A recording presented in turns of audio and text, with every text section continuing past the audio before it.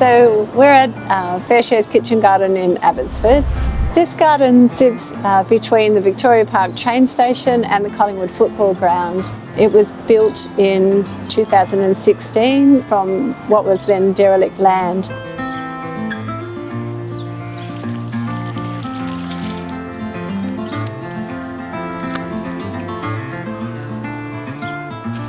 The food that we grow in these three gardens is added to donated and rescued food, and FareShare cooks these into nutritious meals that are free for people in need. The scraps from the kitchen come back to our garden, we compost those, put the compost on the bed, and we start over again.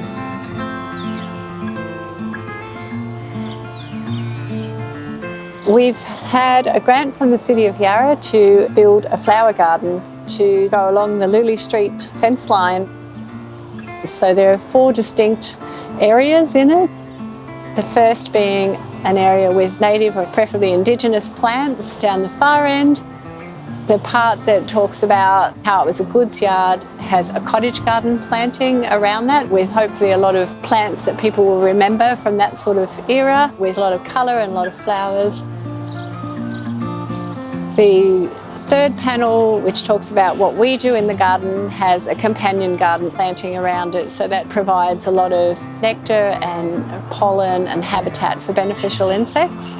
And then the final section is an edibles section where we'll be planting really interesting mix of edible plants.